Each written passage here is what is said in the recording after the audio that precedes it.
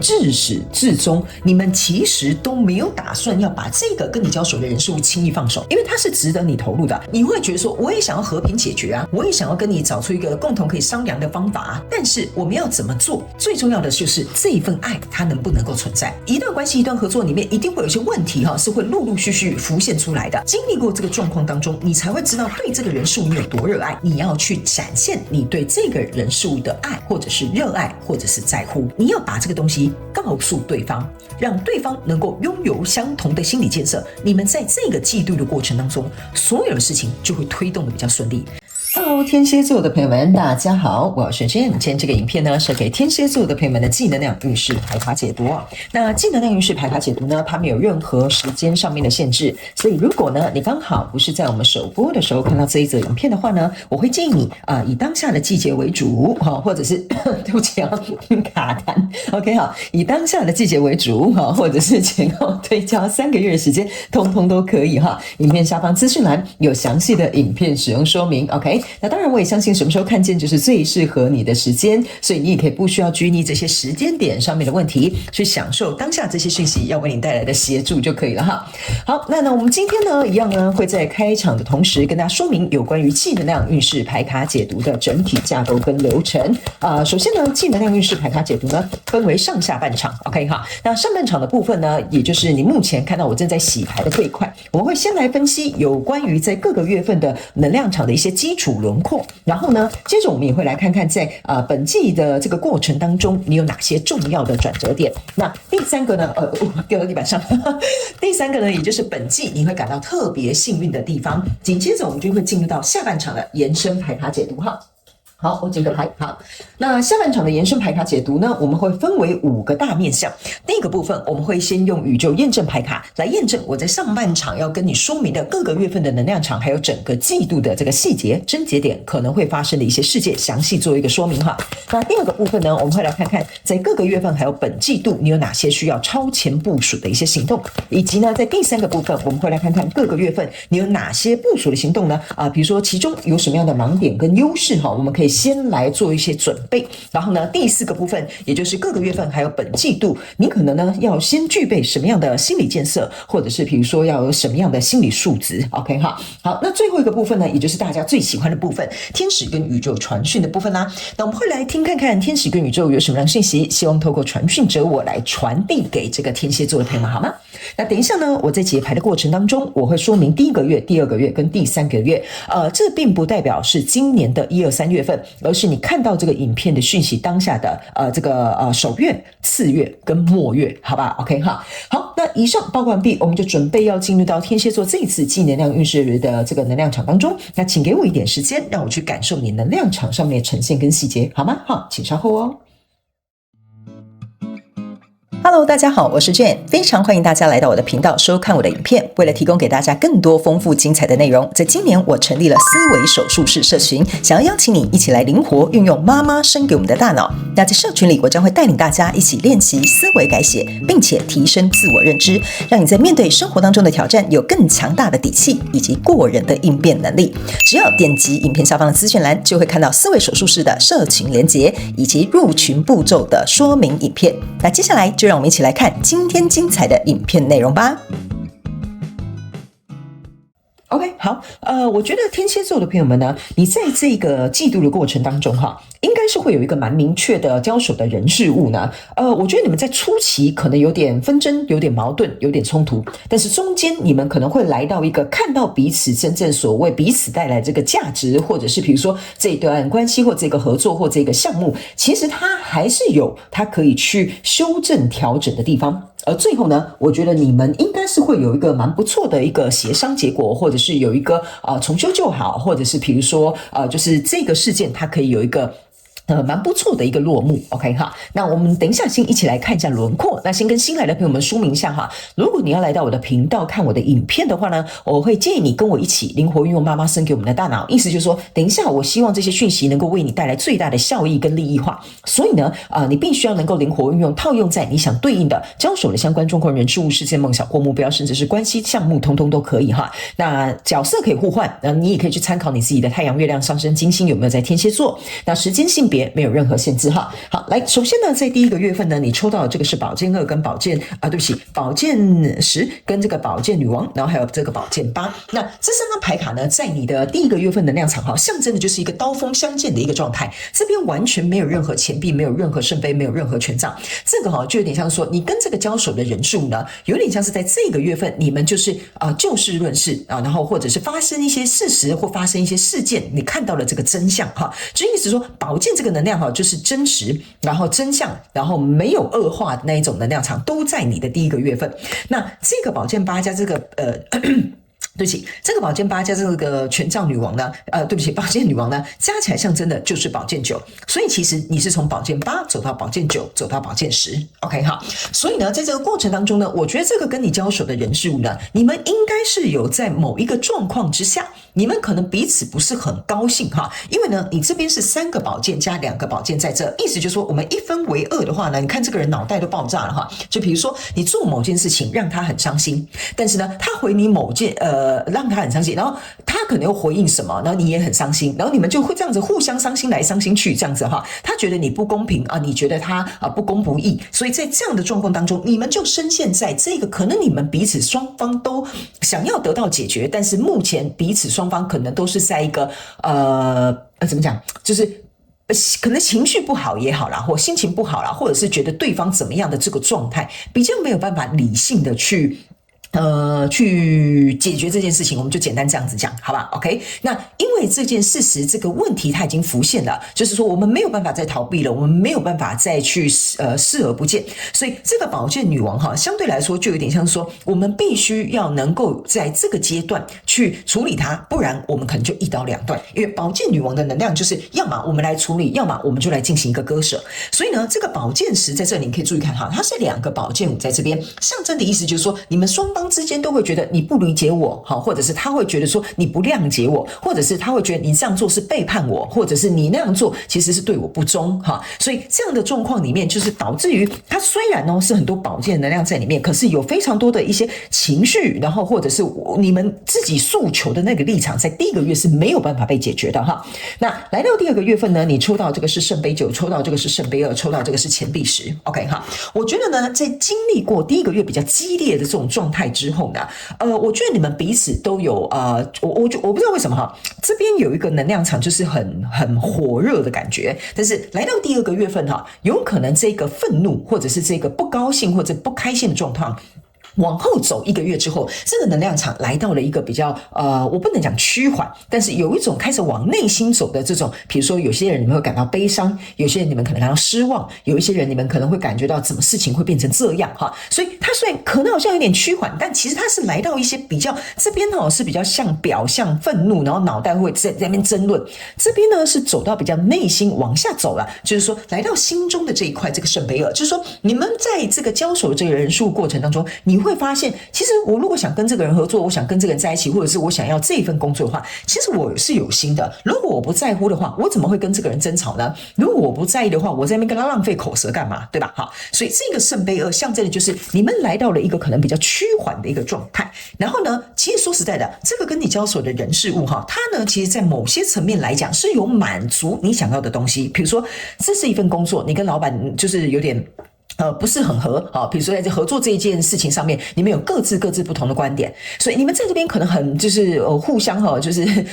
很就是攻击对方，不可以这样子做，这个方法没有效率，或老板会觉得说我是老板，你应该要听我的所以在这里可能就有一些这样子的纷争。但来到这里之后，你冷静思考之后，你会觉得说，其实老板他的确他是就是老板嘛，他要负担所有的这个公司的成败嘛。那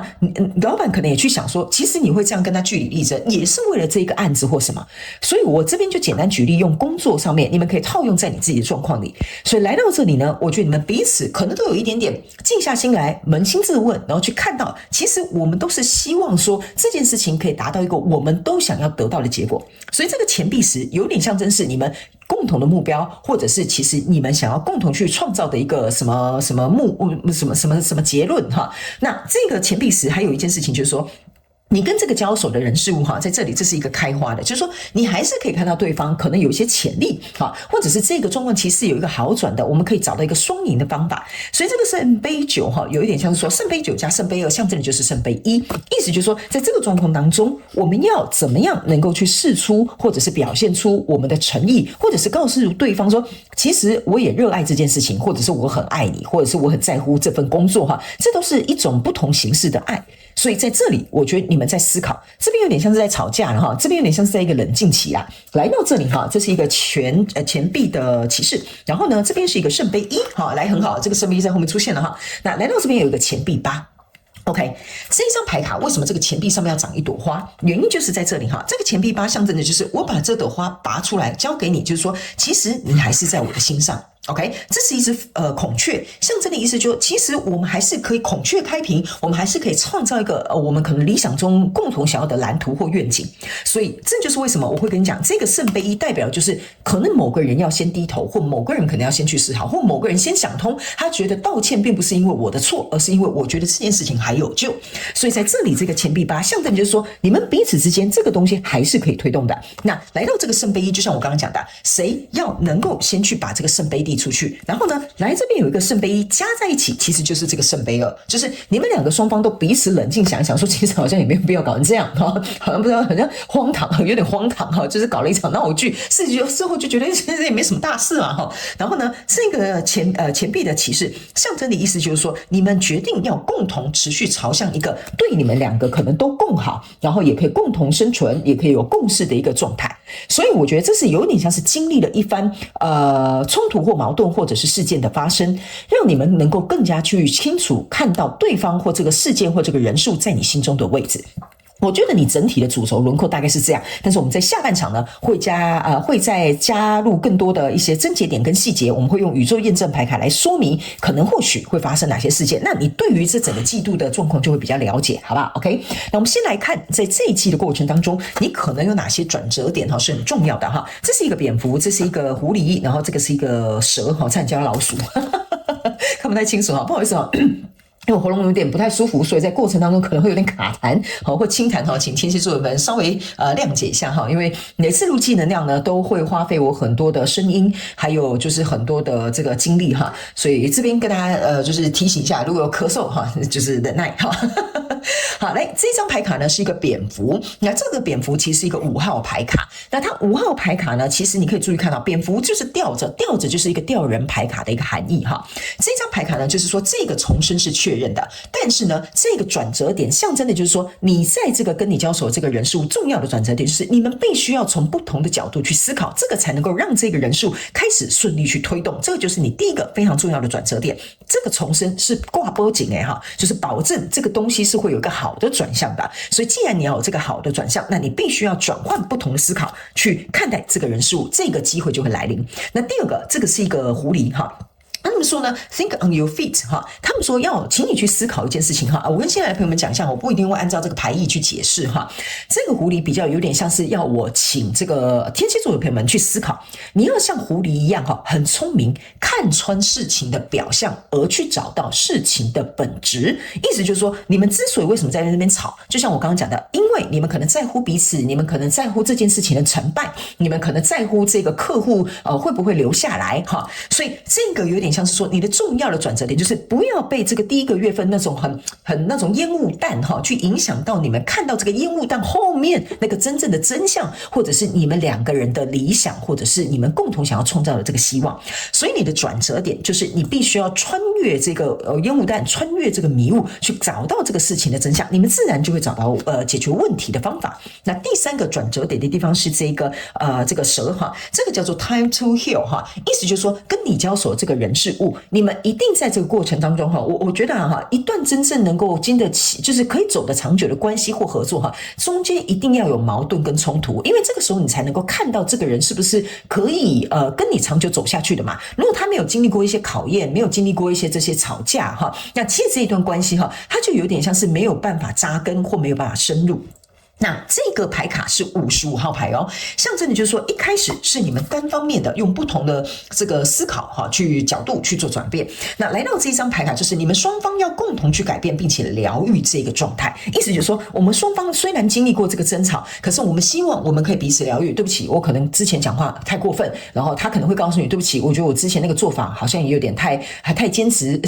持，或者是太决绝了哈，有点太我行我素。所以你们会共同去疗愈这个状况，这个也是一个重要的转折点。当你们能够共同去疗愈的时候，相对的就是你们在做的就是彼此互相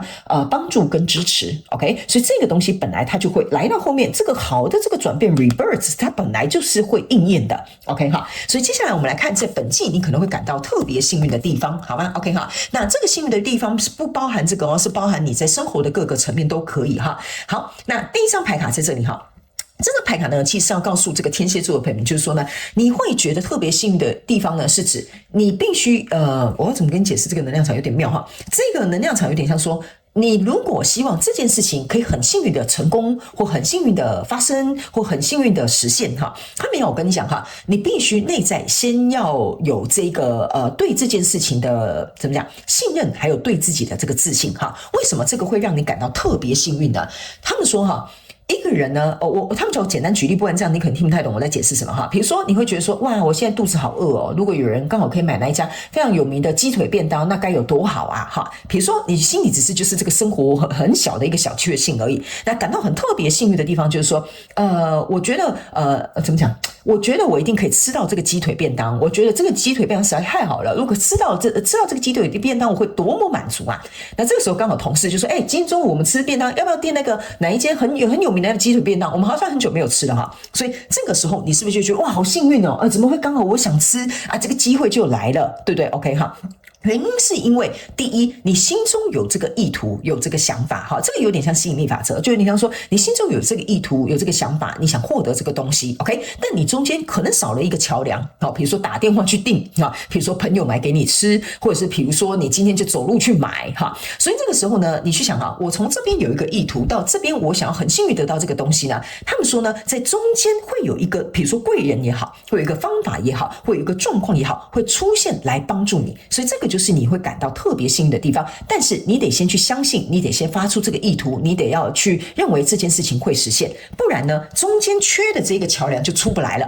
你懂我意思吗？我刚刚要跟你举例的意思就是说，你要有对这件事情有自信，然后并且要有信念，这个贵人，这个解决方法它就会出现了。你不用特别的去追求，或者是不用特别的去很 struggle， 就是说我一定要想办法解决这个问题。然后同事刚好就问你，中午要不要吃这一间？或朋友刚好就买来，你刚好就吃到这个东西 ，OK？ 所以他们说你要相信这件事情会实现，你要知道说这个东西它是能够有机会出现在你的生活里面，那这个东西不费吹灰之力哈，就来了，你懂我意思吗哈？所以这个就是你会感到特别幸运的地方，这件事情好像不用花你太多的力气，反而就可以轻松的被解决哈。所以你可以去对应你生活上发生的事情，好吗哈？这个就是你会感到特别幸运，不用花太多力气就被解决了。好，那第二个，你可能在本季会感到特别幸运的地方哈，这张牌卡呢，其实是我觉得它比较这一张牌卡有点像是别人会来帮你解决，这一张牌卡是你找到方法，但是也可以很轻易解决。什么意思呢？这张牌卡的能量场有一点像是说呢，在这个季度的过程当中，你如果遇到一些困难哈，是比如说这个案子就是你负责，对吧哈？所以你就没有办法别人帮你解决了 ，OK 哈？所以这张牌卡是用在你必须要自己解决的问题上面，但你会找到一些很就是你可能会突然有一个aha moment 哈，或突然可能看到什么样的比如说研究或文章，你突然就觉得对哈，我怎么不这样子处理呢？你就会很快速的也能够去找到你的力量，找到你的解决方法，去处理你要负责的部分。所以我觉得这两张牌卡其实是有点异曲同工之妙，有点像是在告诉天蝎座的朋友们，在这一季的过程当中，不是你能够控制的，别人会帮你解决。如果是你要负责任的，你会很快速找到一种四两拨千斤的方法去解决它。好，所以我感觉其实你这个季度好像，我感觉运气不错嘛，是不是这样说？对吧 ？OK 哈，所以呢，我觉得总而言之，言而总之就是说，这个月份如果遇到一些状况，你不要处在一个很紧绷的一个状态，你越轻松，这件事情反而就会有点像顺水推舟，它自然而然就会就是朝向它必须能够被解决或被梳理或被处理的这个状况去走。OK 哈，所以我觉得你不要太紧张，或者是不要太焦虑，这件事情反而会进行的比较顺利。OK 哈，好，那以上这个是上半场的大概本季的基本轮廓，接下来我们要进入到下半场的延伸牌卡解读。那在下半场的延伸牌卡解读，我们会分为5个面向来进行详细的说明哈。第一个部分，我们会利用宇宙验证牌卡来验证各个月份的细节、症结点跟可能会发生的事件。第二个部分哈，如果我们在这个季度的过程当中，各个月份有哪些你需要超前部署的行动，可以让这个季度比较顺利，那我们也会来做一个解析。那第3个部分就是部署的这些行动有哪些盲点跟优势，你可以提前做一个准备。第4个部分就是在各个月份跟本季度当中，你需要先有哪些心理建设或者是心理素质。OK 哈，那最后一个部分就是天使跟宇宙传讯的部分，好吗？哈，那如果你也想要来加入我们下半场的延伸牌卡解读，那我们下半场的延伸牌卡解读的影片呢，这个连结就在这支影片下方资讯栏的第1行，你会很轻松找得到它。OK 哈，那也欢迎你们以行动来支持我们的频道，好吗 ？OK， 好，那以上呢，这上半场轮廓，希望可以为天蝎座的朋友们带来一点帮助，也非常感谢天蝎座的朋友们来收看我的影片，也希望你会喜欢。那我们就下半场延伸牌卡解读见喽，拜拜。